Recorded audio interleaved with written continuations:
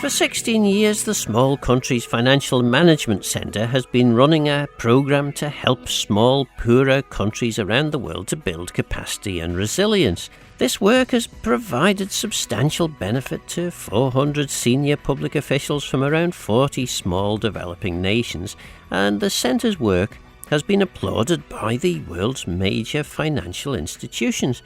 The centre's future does now appear to be threatened, and my main guest today is looking for help. Yeah, I'm Gary Roberts. I'm the Executive Director of the Small Countries Financial Management Centre, which is a small Isle of Man charity which for 16 years has been bringing to the island senior officials from small, often quite poor countries right around the world for development activities. And 16 years is quite a time. Perhaps if we begin by trying to understand what exactly it is that the organisation has done and why the Isle of Man got involved in the first place. The charity was set up in 2009 by Professor Tim Cullen, who's quite a well-known figure, and he had previously worked at the World Bank, and he saw that small developing nations were, often because of their geography, they might have been in the Pacific, or because of the state of their economy, they struggled to develop the best possible public servants. And he thought that if the Isle of Man could help fund a programme for senior people from these small places, and by bringing them together we could help develop them, he persuaded the government of the time, that was Alan Bell and Eddie Tear in particular, to start to fund the programmes. And the thing has gone from strength to strength ever since then. And I mean, the countries that we're talking about, they're primarily countries that are classified as poor countries. There are a few that maybe are a little bit better off than that classification, but they're generally countries that are struggling, aren't they? Yeah, many of the countries struggle greatly. I mean, we have people from Pacific Islands who face an existential threat because of climate change. And these are very poor countries to start with, and the senior officials there just have no opportunity for development. So we see ourselves as playing a role in helping them to protect their countries, really. And this is not what a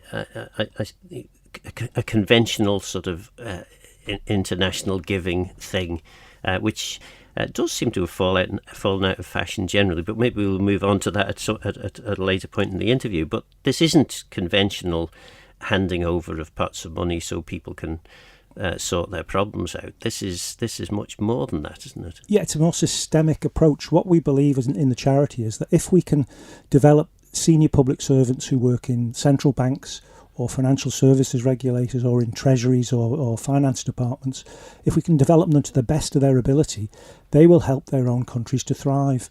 And that's at the centre of our charitable aim, really, is to make these people as good as they can be. And if all of these small countries are thriving, and that's a really ambitious thing in some cases, but if they are thriving, then they take their place in the world in a better way. And, you know, you could even argue that potentially they by making their countries better, they stop the people seeking to migrate. This must surely be seen by government as a tremendously positive thing for the Isle of Man to be involved with, because I'm guessing people outside of the island will look at this and say, well, that Isle of Man place that is often a thorn in our side, because it often is with the international agencies and bodies. They look at the island, they don't see the irony in having a go at or pop at the Isle of Man when often their own countries are just as bad in terms of some of the things that they're attacking us over. International bodies like the OECD will be looking at this and thinking, this is a really positive thing the Isle of Man's doing. It's trying to introduce proper governance across the small countries around the world. It's there's two aspects of our work, really. The charitable stuff, where we try to make these public servants as good as they can be, but there's the reputational side, and I've got a very strong view. I mean, I've been involved in this since 2023. A very strong view that the work we do significantly enhances the reputation of the Isle of Man. And I've spoken to people who are in the IMF, people who are associated with the World Bank. I've spoken to very senior leaders, permanent secretaries in governments right around the world, who say this is the most significant thing that the Isle of Man does for its own reputation. And I remember the conversations, certainly when I was in Council of Ministers all those years ago. Alan Bell had been down in I think there was a conference down in London in relation to looking at the whole way in which small countries like the Isle of Man, Jersey, Guernsey and others were in the view of the larger countries, in this case particularly the UK, were they had financial measures that the UK had concerns over. And this was a conference that included many of the big international aid charities like Oxfam and Save the Children and the like.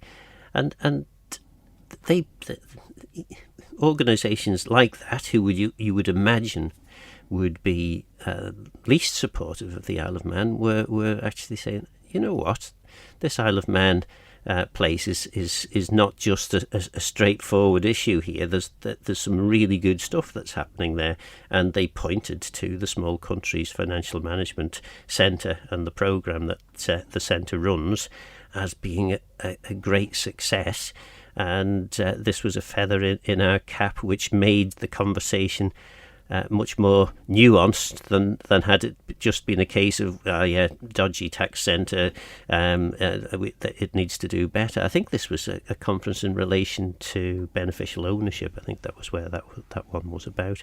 I mean, that sort of positive view about the Isle of Man is something that surely Isle of Man government would be really keen to hang on to.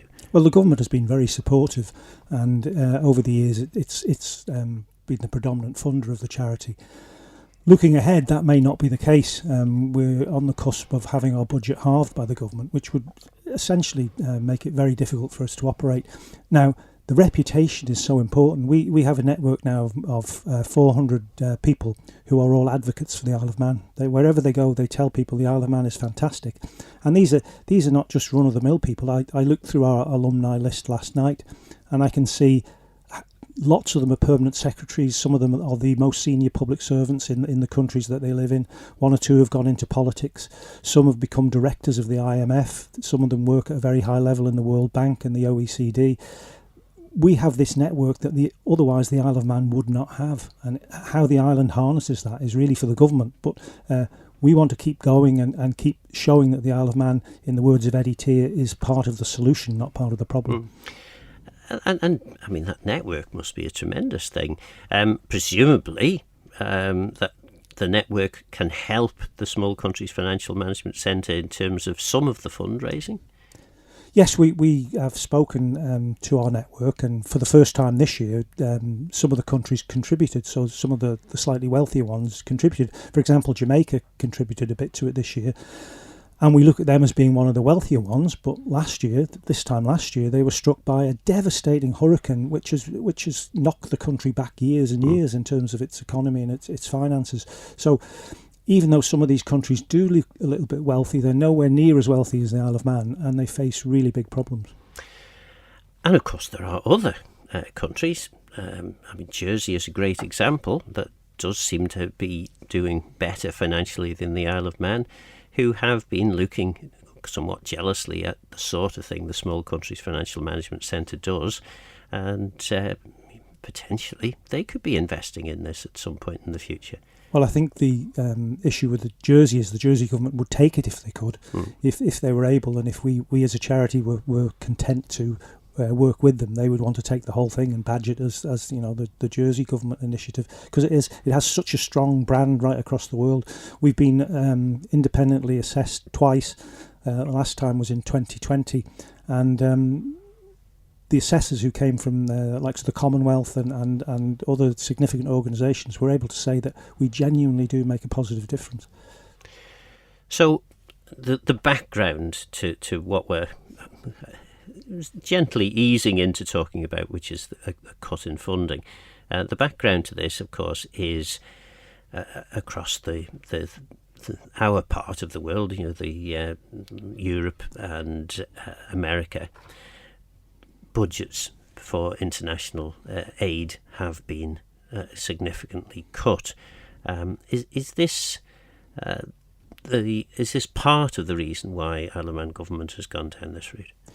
I'm not sure that that's part of the reason. The aid budget in the island for several years has been frozen, so it's not increased, but it's certainly not been reduced in the way that it has in the United States. And you look at what's happened in the US, where USAID, the slashing of that, the almost closing of it, has cost hundreds of thousands of lives right across the world, and that's not just a hyperbole. That's academically proven data. So international aid is under pressure right across the world. The Isle of Man has done its best for a long time. It's for the new administration now to decide how it wants to take things forward. So, knowing that's the background, I imagine then it's going to be quite difficult for you to find large funding organisations that have money that they could easily hand over to the Small Countries Financial Management Centre to keep it going. I mean, in essence, your budget or your income has been cut in half, is it? Or that's right. The income would be cut in half. This year we raised about £36,000 from the participating countries, but some of them can hardly afford that. And one of the countries, the Gambia, which is a very, very poor country, said that it wouldn't be able to send a participant even if we charged £600, which was the figure we talked about with them. So we're talking about some desperately poor countries. I can understand how the government has pressure on its budget. And if we were just a charity that was just about aid and development, then I would understand. But we're a charity that does that reputational stuff that no one else does at all. And I think actually our efforts on the reputational side are every bit as important as that of the Cabinet Office and the government itself. Because effectively this is free advertising, isn't it? I mean, it is, well, it's even better than free advertising because it is, it's getting into the offices of all the senior people, the senior agencies around the world that govern financial centres like the Isle of Man. So, it seems a bit mysterious. I mean, I have to say I have approached the Cabinet Office Minister. I haven't had a response at the time of this broadcast being made, but have you had a response as to why the decision has been taken to cut this amount? I've had a couple of different explanations, and I'm due to meet the Chief Officer in the Cabinet Office next week for further discussions. I can understand the pressure that the aid budget is under. The aid budget in the island, I think, is smaller than that in Jersey, for example, and I can see how the government wants to make sure it gets best value for money, and I can also see that it wouldn't want to spend all its money in one go. But the money that in the past we've been given equates to 0.02% of the government's budget, the revenue budget, which is a tiny, tiny drop in the ocean, and we know that we make a big difference. And there's another way of looking at it. We've got the Moneyval assessment coming up soon. The only European country that we take people from is Montenegro, a very small, poor country in Central Europe. 3 of the heads of government departments in Montenegro have been on the programme, and they are hugely supportive of the Isle of Man. One of them heads the department for accessing the European Union, which is currently the most important department in the government, and she is such a strong advocate for the work that we do. So when we need friends for things like Moneyval, we have a network that can deliver friends. So again, we have made programmes in the past about the work that you do, but maybe for listeners like myself who are getting a bit grey and memories start to fade, what exactly is it that the programme delivers, that the centre runs? Well, I mean, let's have a bit of the detail about the sorts of things. Yeah, so we have more than 30 eligible countries, and they're some of the world's smallest countries. They're largely Anglophone, although we take countries like Suriname, where the first language is Dutch, and we take Timor-Leste. But they're very poor countries, and they all have to be, when we assess them against the United Nations indices, they are some of the poorest countries in the world. We take their senior leaders and people who are destined for the very top of the public service, who work in the Treasury or the Finance Department, or central banks or financial services regulators. We bring them to the Isle of Man for a week, and we take them to the University of Oxford for a week, and we give them a really intensive fortnight where we give them leadership development, and we work with them on a project that they take back to their workplace. So, for example, this year, some of our participants have had projects which were looking at climate change financing. So we brought in a leading Oxford academic who worked with them about identifying ways to fund climate change work within small countries. We brought in another expert who talked to them about artificial intelligence. So we work with them not just for that fortnight, but for some time afterwards. And in 3 or 4 weeks' time, I'll be meeting them online with our academic director to see the progress they're making on their challenges. And these things have long-lasting impact. I got a letter out of the blue from the Cook Islands 3 or 4 weeks ago, and it listed 6 or 7 really significant accomplishments that have made a difference to the community in the Cook Island, all of which were done, and the letter said this, simply because of the Isle of Man. And that was a tremendous thing to receive. And again, I suppose for people who haven't had experience, I'm very fortunate, I think, that I have had experience of working with a very, very poor country when the Isle of Man had a fisheries programme out in Sierra Leone. It's hard perhaps to imagine that you have senior staff across most of government who really don't have much by way of experience in most of the things you've just been talking about. So they get appointed to roles because they have qualifications, but as anyone will tell you, just because you've got a qualification in something doesn't mean to say you have the expertise, the wherewithal, the experience, and the experienced people around you advising you on how to do things in a way that's going to actually work. And the number of occasions that I have witnessed where staff really are struggling to fulfil their jobs, even though in the fisheries case they would have degrees in fisheries. What they didn't have was expertise or people who could give them advice on how to actually run a department of government. And the sort of advice the programme gives is invaluable in most of these countries' cases. The advice and the training we give them is critical, but also the network that we create. So, for example, the 20-odd participants this year have been split up into small groups of 4 from different parts of the world, and they get together online to discuss their own progress. So they effectively mentor each other, and we dial them in as well to some really senior academics at Oxford who can give them ongoing support, and they give that ongoing support for nothing.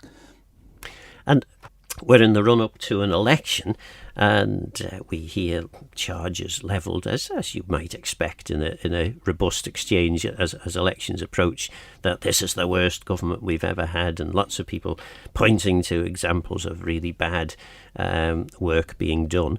I mean, the Isle of Man is an exemplar generally in terms of how to run a finance industry, how to manage public finances.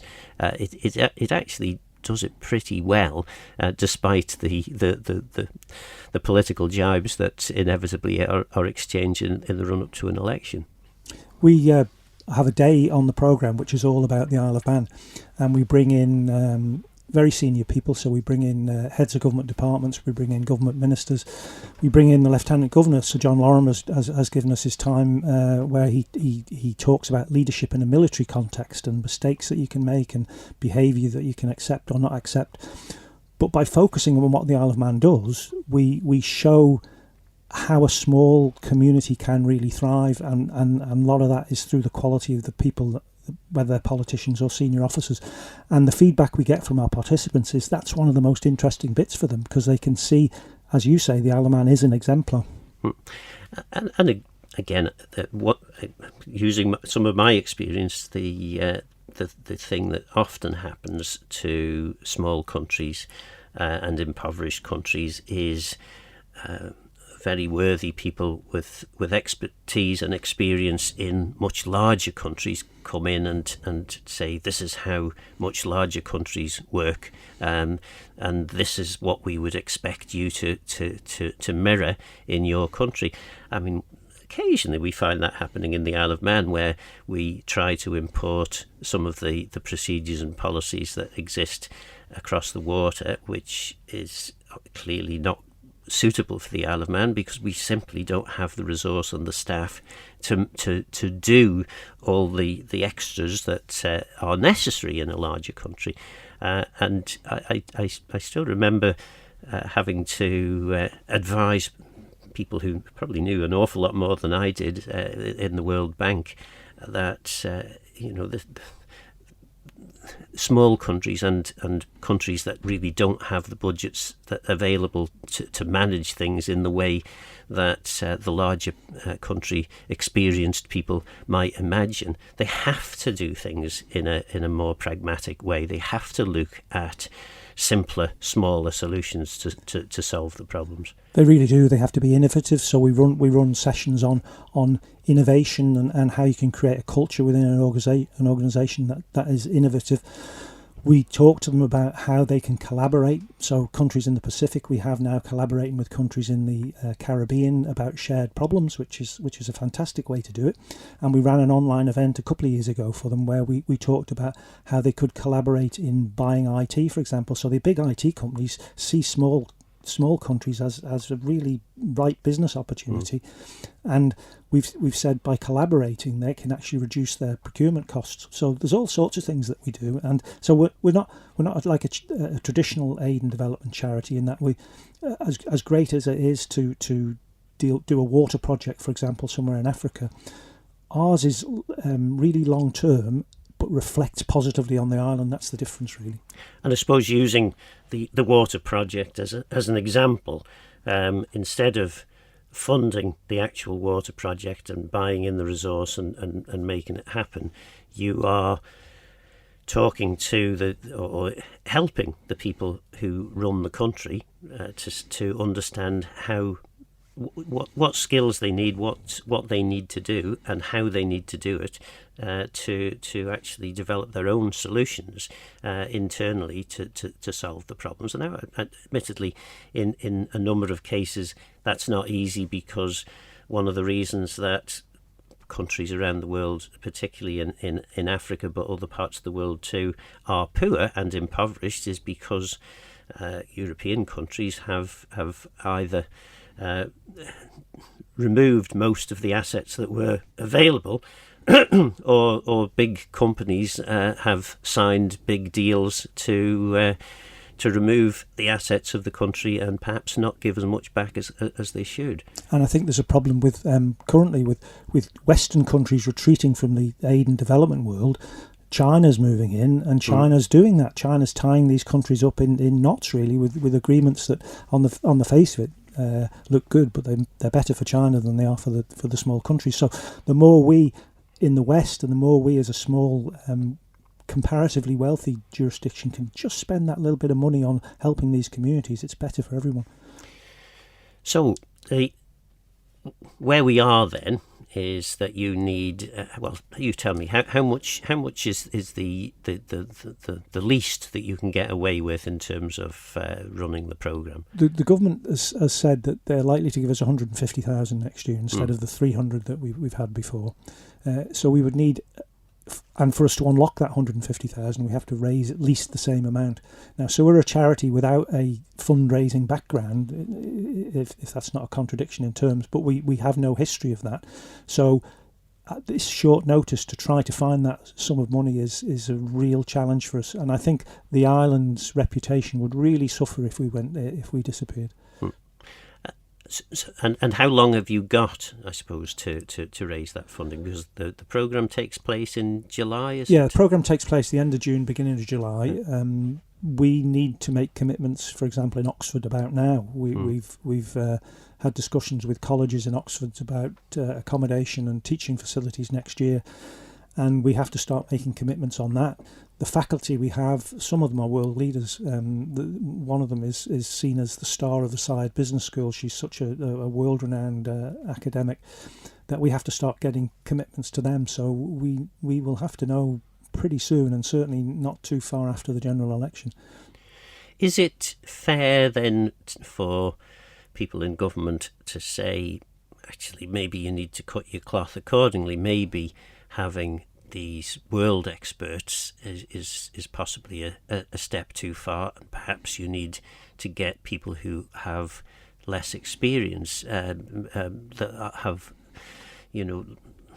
maybe they're in the top 10 but not the top 5 of world leaders in their areas. Yeah, I can understand that. We haven't given our faculty an increase in pay for 11 years, so we're still paying them rates that are really out of date, and they do it. They do get paid, but they're doing it in almost an altruistic manner because they could earn a lot of money elsewhere, and some of them have been with the programme for up to 10 years, and they are passionate believers in what we do. So without the 150, well, presumably if you raise 100,000, the government will give you 100,000, or is it not? No, it's 150, and we must raise the equivalent. Yeah. But if you only managed to raise 100,000, would they give you 100? Or has that conversation not been had? And that's the sort of conversation I'll be having with the new administration if I can. And people who are elected in September might have entirely different views, and that's fine. That's how politics works, and that's how the Isle of Man works. So I've written this week to the financial services industry to ask them for support, because we run an event every year where our participants meet people from banks and insurance companies and the likes, and the feedback I get from the local financial services community is terrific, that the Isle of Man must do this because it's so important to our reputation. I mean, you must appreciate that one of the reasons why Donald Trump got elected and slashed the US aid budget almost out of existence, one of the reasons that the same sort of thing, although not quite such a massive cut, I mean, it was still approaching 50% cut in the UK aid budget. I mean, this is happening because people have effectively rallied against international giving. Isle of Man government's kind of got a point, haven't they? I can see that, and I can see that narrative playing out right around the world. There are signs that the new Prime Minister in the UK is prepared to increase the aid budget again, and I've met with his small countries team from the Foreign, Commonwealth and Development Office, who love what we're doing and would have provided funding had their funding not been cut. I think the work that charities like mine do, the work that we do to make people better in their communities, benefits those communities, and it actually benefits the funding countries. So if for example, the countries in the Caribbean are more resilient around disaster recovery and climate change financing, then the big countries won't have to try and bail them out when things go badly wrong, as they will. So I think it's spending a small amount to cement our place in the world, and it makes the world a better place.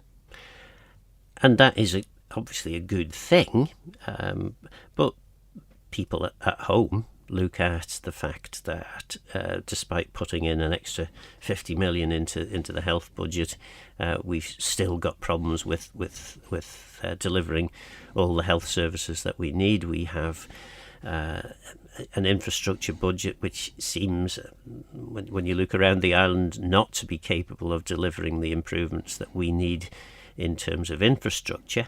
And people will be saying, these are nice things to have and probably very worthy things to have, but when we haven't got the funding to deliver the basics back home, maybe we can't afford to carry on doing these things. Well, we've spent, I think an FOI request this week said we spend £170,000 on influencers. Now, the influencers that we have are people who run governments around the world. The influencers we have, I've had exchange with the Prime Minister in the Caribbean who says that he believes our programme is the best thing that's ever happened to his public servants. So we are influencers, and we're asking for 0.02% of the revenue budget. Mm-hmm. And presumably the discussion is ongoing, is it, or is this this is the final decision? No, I hope it's not final, and of course one Tynwald can't bind the next Tynwald, and I've spoken to several of the people who are standing for election, notably people standing for re-election. One of them told me this week that it had actually come up on his doorstep. He was knocking on at the door, and someone berated him for the threat to our budget, which was quite interesting. But I understand that the doors aren't closed, and I know I have a lot of work to do between now and the autumn. Mm-hmm. And cut-off point, I mean, we were sort of talking about this, that you really do need to be making commitments now, but when is the last possible date, would you say, to rescue this? Well, we will plough on with what we've got. We're not a charity that has reserves. We did have a bit of money, but that's virtually gone now. I think we'd have to draw the line around Christmas time.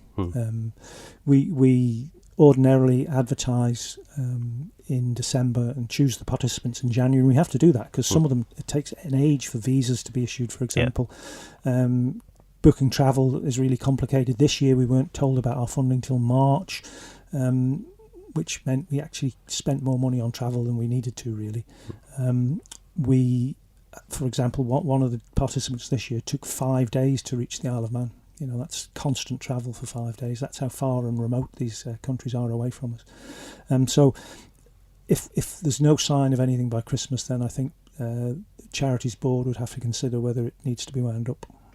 And has there been any thought to approaching the likes of the Jersey government, who, as we know, would snap our hands off to get this? Yeah, the board at the moment doesn't want to go to Jersey. It's aware of the interest of the Jersey government. It's aware of the implications of that interest. We've been to London, as I said, to the Foreign Commonwealth and Development Office. We've been to the Republic of Ireland, where we met the guy who runs their Small Islands programme, and again they were really supportive, but the financial pressures that the Irish government are facing are quite significant at the moment. We are in the process of speaking to the Canadians, because the Canadians have a particular responsibility for improving public services in the Caribbean. They work with Caribbean states. We've been to the IMF. So how does that work? Because I don't think Canada has any imperial involvement with that. But this is through the OECD, where Canada has taken on the responsibility to help develop the Caribbean states. We've been to the World Bank, we've been to the IMF, all of which really like our work. I mean, one of our directors was an executive director in the IMF, so we've got people who are well connected. We've got people who are politically well connected in small countries. So we're using that network to try to find alternative sources of funds. As I said before, we got £36,000 from the participants this year. There were some board members who found that quite a hard decision to take, because they've always wanted the programme, and they've always seen the strength of the programme is that it's fully funded. But we'll have to keep going down that route, I think. And presumably, all these conversations that you're having with large organisations, IMF and Canadian government and all these other agencies, governments that you've mentioned, they'll be saying 150,000. I mean, this is small change in terms of most of the budgets that they're shifting around, isn't it? The IMF actually said to us, you're asking for too little. We'll deal with organisations that are at a bigger level. We think the work you do is terrific, but we won't even begin to discuss a sum that small. So we're between a rock and a hard place in some ways. And then I presume then that conversation also, maybe it's not said, this part of the conversation, but the people that you're coming to asking for this level of funding will be saying, the Isle of Man government can't afford that. And we play a dead bat to that. We have been asked those questions. I mean, some of the participating nations' governments have said to us, well, what's going on in the Isle of Man if that's the decision? So we've had to say, well, no, that's a political decision, and the government makes its decisions according to its policies. But it certainly is an issue, I think. And of course, this sort of timing, finding out as all the MHKs are, well, by the time the programme is broadcast, they will no longer be MHKs. The ministers still hold office until they're replaced, but they're not really in a position to make any big decisions until they are replaced. And that replacing doesn't really happen until the middle of October, and the chances of a minister getting up to speed in the Cabinet Office in time to make decisions, I mean, we're really talking, well, it's going to be down to the wire, isn't it? I mean, mid to late November before a minister's going to have the time to focus on something like this, I would have thought. Yeah, this decision coming this year was really difficult for us. I think if it had come any other year, we might have been able to address it in a slightly different way, but in an election year, very, very difficult, which is why I've written to the financial services community and asked them to help us this year, and then we can have a reset after that. And do you think you're going to get support from the business community on the island? Well, I hope so. I mean, people who talk to me from the business community about the programme say this is terrific. That this is really a jewel in the crown.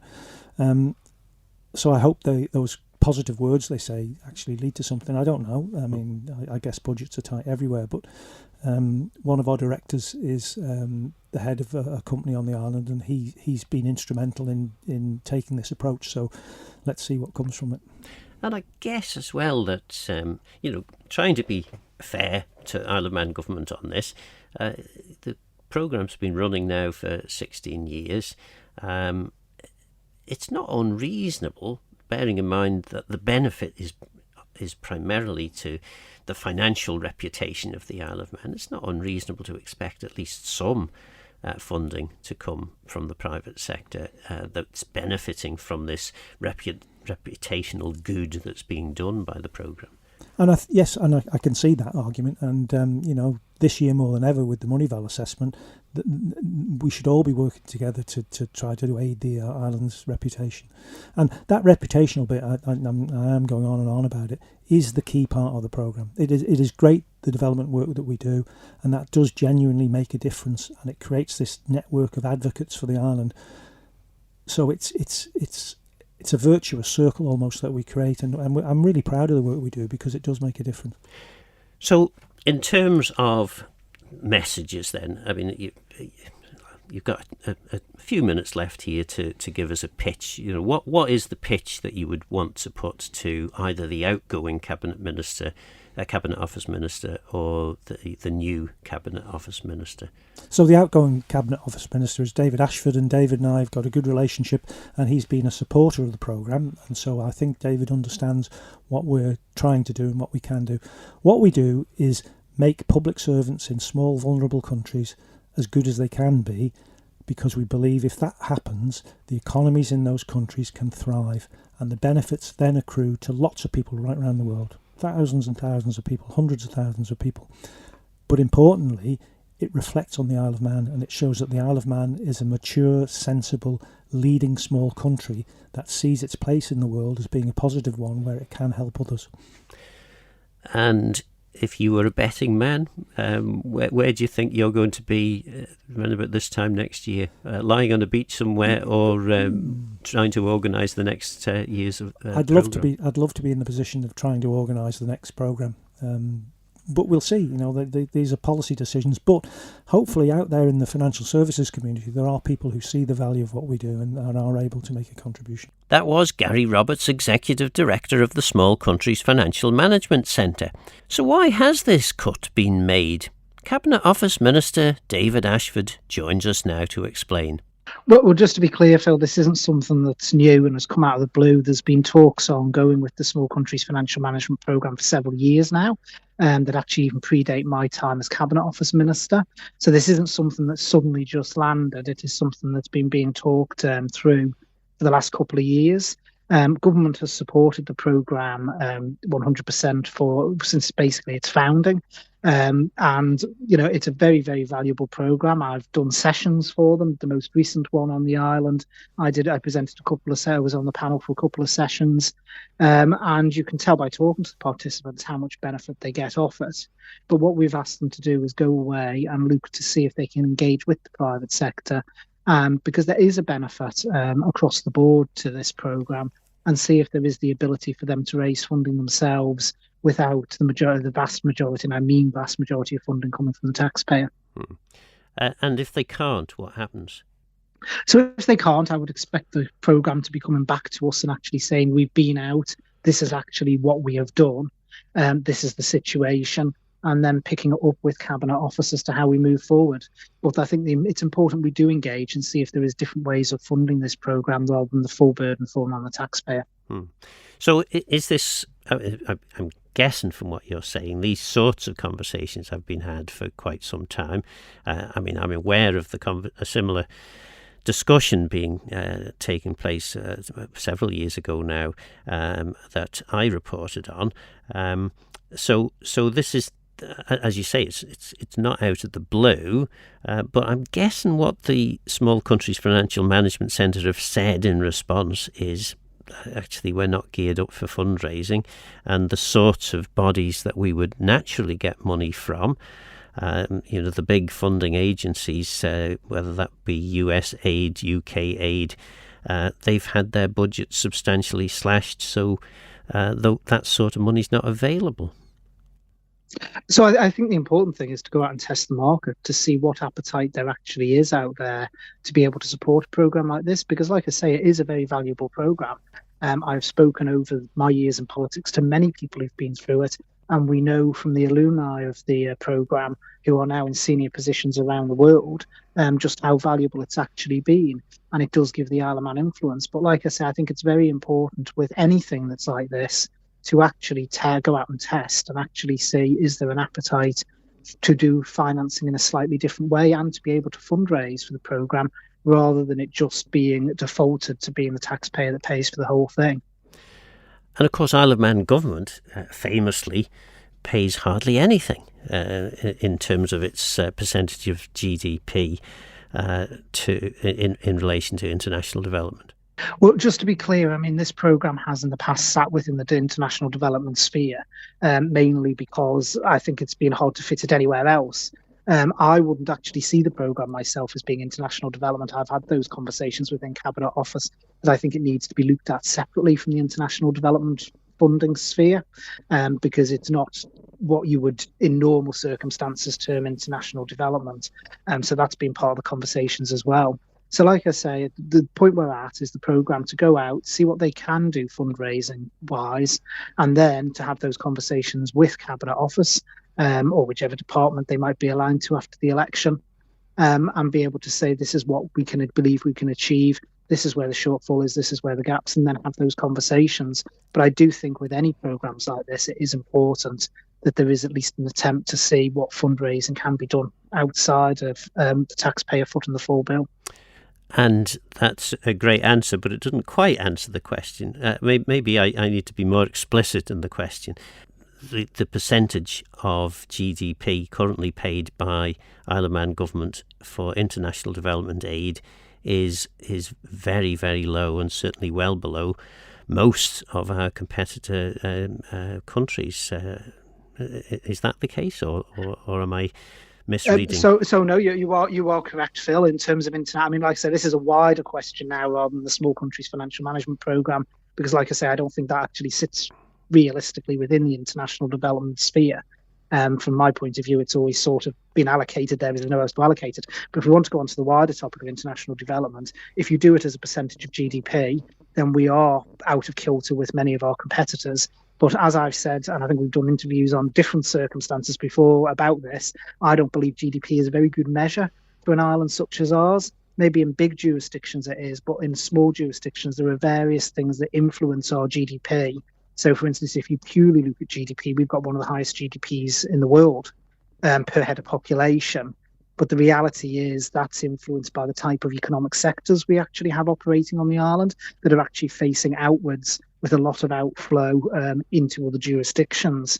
So GDP isn't necessarily a great measure in small jurisdictions such as ourselves, Jersey and Guernsey. If you were to buy the advertising and the influence that you get from the Small Countries Financial Management Centre and its programme, it would cost an awful lot more than £300,000, wouldn't it? It most certainly would. I mean, like I say, I'm a supporter of the programme. I've been on panels for the programme for over the years. I remember many moons ago when I was Mayor of Douglas attending what must have been one of the very first of the courses. So it's an exceptionally invaluable course, but I think it's very sensible where you have a case of programs like this that are currently being funded by the taxpayer, that we have a duty to actually ensure that the funding from the taxpayer is required and that there is not alternative routes to actually undertake the same funding. I think people would expect that we ensure that all taxpayer money is spent appropriately, and that there's been other options looked at, and that's what we've asked the programme to go out and do.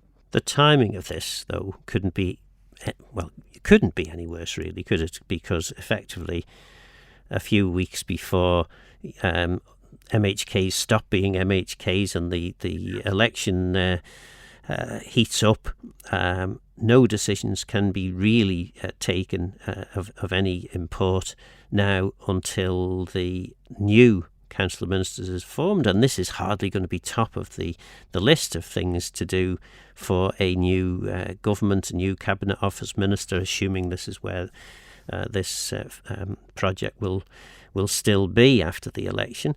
I mean, you're talking kind of end of November before a minister will have the time to really dedicate to this particular issue. And as Gary Roberts says, they need to be making their decision as to whether they can continue as an organisation in December. So it's really cutting it down to the wire, isn't it? Well, hang on, Phil. We need to be very clear here. The letter might have only just gone out, but this isn't something that has just happened. So this isn't something, those conversations between the programme and the Cabinet Office Board went on months ago. So it's not something that's suddenly just been sprung up in the last couple of weeks. So when was the decision announced to them then? So the decision, if I've got to go back in my memory here, I think it was around about April time. It would have been around about the Cabinet Office Board in April. So it's not something that's just sprung up in the last week or so. It is something that's been ongoing, and the conversations around this have actually been going on pre my time in Cabinet Office. And I've been Cabinet Office Minister now for 18 months.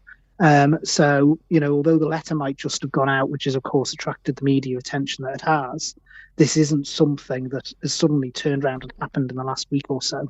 It is a bit of a sad state of affairs, though, that an organisation that has so much respect from so many major international financial institutions around the world is potentially, at the end of the year, faced with closure. Well, hang on. I think that's jumping the gun, to be perfectly honest, Phil. I think we need to be absolutely clear what's been asked here. What is being asked is for the programme to go away and look to see if we can do it, if it's practical and if it's doable, to actually reduce the taxpayer element and ensure that there's some type of fundraising. Until we go out and test the market, until we actually go out and see what funding is available that they can access, we don't know the answer to that. Now, the answer might come back, actually, there's no funding available. That we've been out, we've tried to get private sponsorship, there's none on the table. At which point, the Small Countries Financial Management Programme will need to come back to Cabinet Office and actually say, look, we've tried it, it's not worked. And then decisions would have to be made around that. We may go out, test the market, and actually find that there is sponsorship there, where there is people, organisations, and even companies that want to actually have input here, that want to have their branding or involvement in this programme, and we actually reduce the amount of taxpayer money that is going into the programme, and the programme carries on as normal. Until those conversations are had, we don't know. But I think it's really jumping the gun to actually say this is an existential threat or anything like that to the programme. Well, certainly that's what Gary Roberts, the CEO, seems to think. I mean, Jersey, of course, would snap the Small Country Financial Management Centre's hand off to get the opportunity to take this over. Yeah, so like I've said, Phil, it's a very valuable programme. I haven't disputed that at all. But I think it is sensible from a taxpayer funding point of view to check. People keep going on about the need to ensure that every pound of taxpayers' money is spent wisely, and what we see as a result of that. I think in this situation, it is very sensible to ask to go out and actually see what other sources of funding are available rather than it becoming fully taxpayer funded. That was Cabinet Office Minister David Ashford. Jason Cheetham, Damien Chappelli, Janet Tominey, Peter Washington and Hugo Yates are also standing in Douglas North. So what do you think?